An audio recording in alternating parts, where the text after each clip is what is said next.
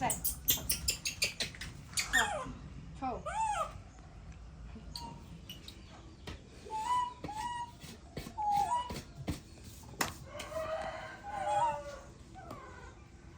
quy xí game quy chạm á con này cái bột ổn quy này quy nó hơi con kham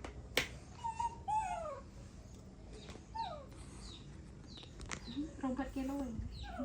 mày chạy rồi ní mắc mỡ rồi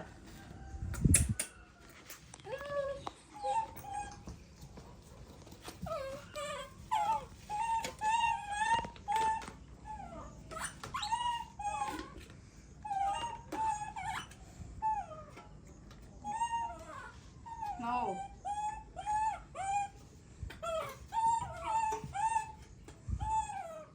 con mì bom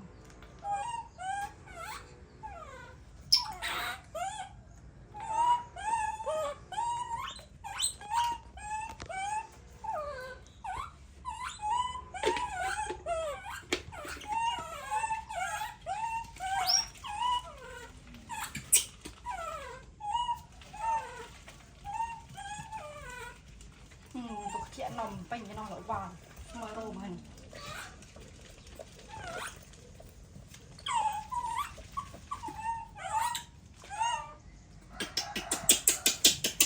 bong tay bong luôn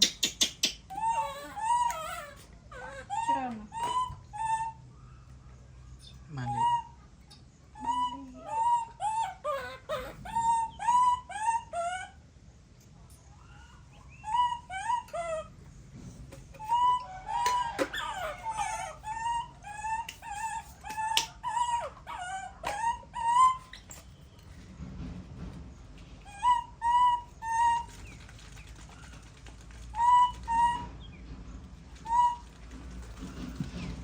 này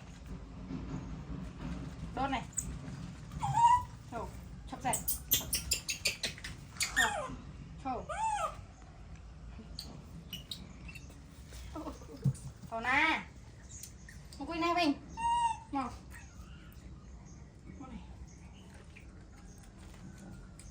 món này đưa bạn hàng hỏi này quy nó hơi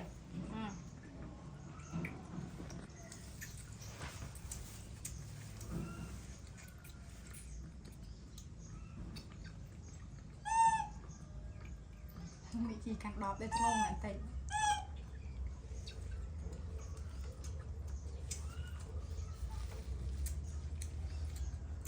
con tập ý vừa có rồi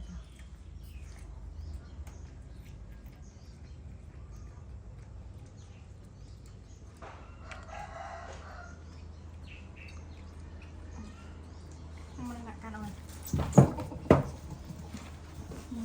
mà này bạn ăn của bố mà này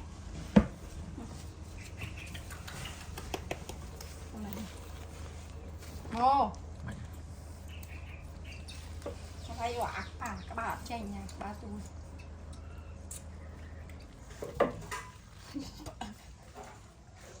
sẽ có rôm này can tay tay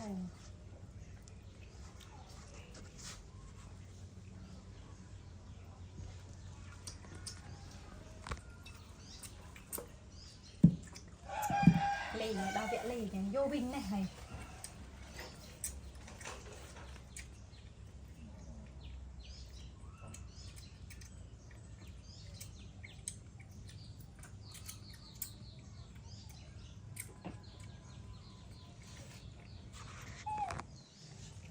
là banana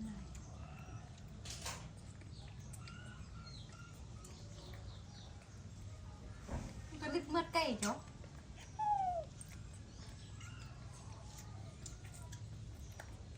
mưa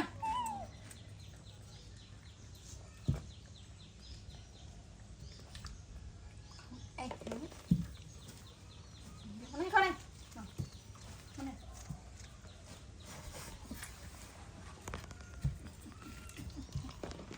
để ôi cam ôi